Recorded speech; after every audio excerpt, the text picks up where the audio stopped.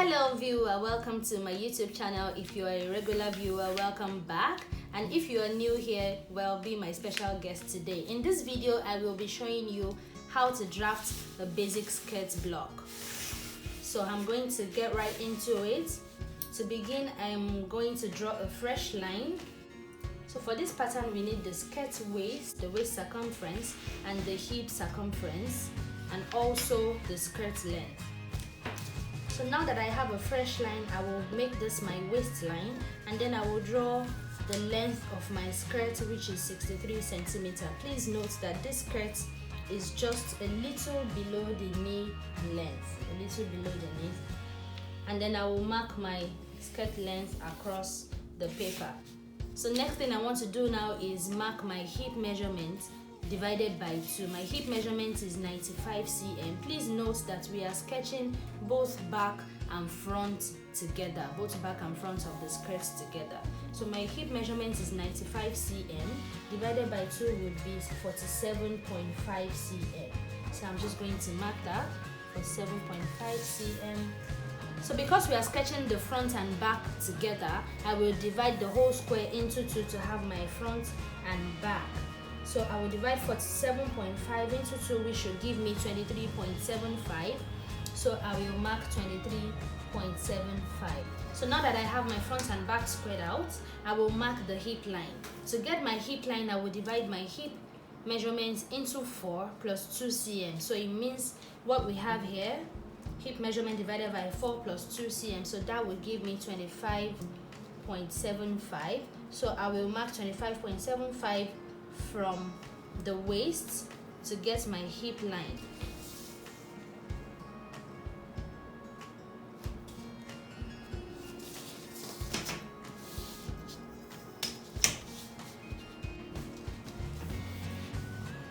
So now this is my hip line.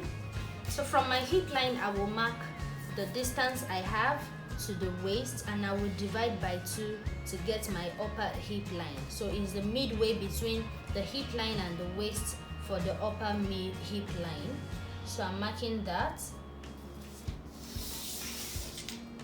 upper hip line.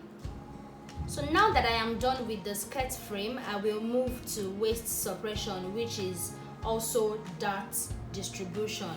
So to calculate the dart distribution, I would take my hip measurement divided by 2, which is what I have here, which is 47.5 cm, and I will divide my accurate waist measurement also into 2.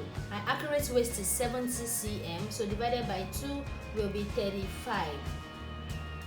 So I will minus 35 from 47.5 cm, which would give me 12.5. So it means I am dividing 12.5 for the back dart, the side seam, and the front dart. So now I will divide 12.5 into 2 to distribute for my dart and my side seam, but I will give my side seam a lesser proportion to my dart. So instead of dividing 12.5 into 2, which should give me 6.25, I will use 6 cm for the side seam, and I will use 6.5 for the darts. So now I will divide 6 for the side seam into 2 and mark 3 on the back side seam and also 3 on the front side seam. So now I have my side seam contoured. So out of the 12.5 excess, we have taken out 6 cm to remain 6.5 cm. So I will divide 6.5 cm into 2 to give the front dart and the back dart. But again, I will give the back dart more proportion than the front dart. Why am I giving the back dart more proportion? Because at the back there is bum. So it means there is more volume on the back than the front. The front is just flat, unlike the bodies where there is bust. This time there is bum on the back, so that's why I'm giving my back dart more proportion. So instead of dividing my 6.5 into 2, which should be 3.25, I will give my back dart 3.5 and I will give my front dart 3 cm. So to get the mid dart, I would divide my waist from the center back to the new side seam. I will divide it into 2. Here I have 20.5, so that's 10.25, and that becomes my mid dart. On this point, I will then divide my 3.5 cm into 2, which will give me 1.75 cm on both sides. So I will mark 1.75 and then 1.75 on each side. So on the front also, I will divide my waistline into 2 from the new side seam.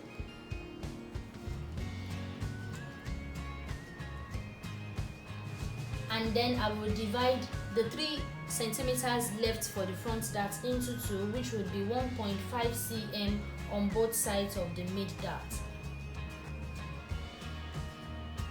1.5 cm. So now that I have my waist suppressed, I would mark my dart length. For the dart length, what you should do is not allow your dart to exceed the upper hip line on the front.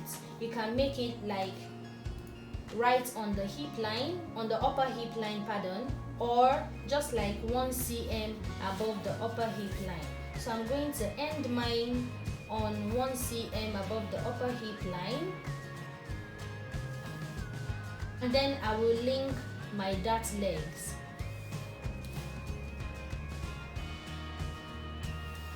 For the back dart length, I would make my dart length exceed the upper hip line by just 1 cm. By just 1 cm. Unlike the front where we raised it by 1 cm, I will exceed my dart line on the back by 1 cm on the upper hip line. So I would connect the dart legs.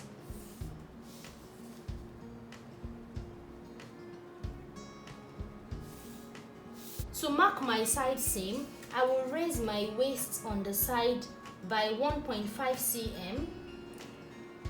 I will raise it by 1.5 cm on both back and front. So now that I have my waist raised, I will then connect my waist to the hip line using my hip curve. So I'm going like this.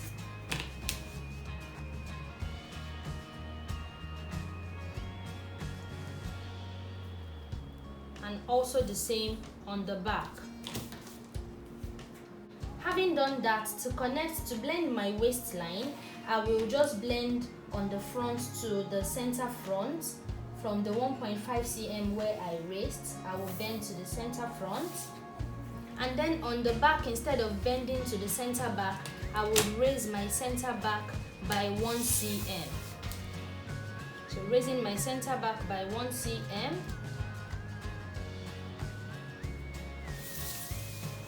And then on that line, I will connect the back waist.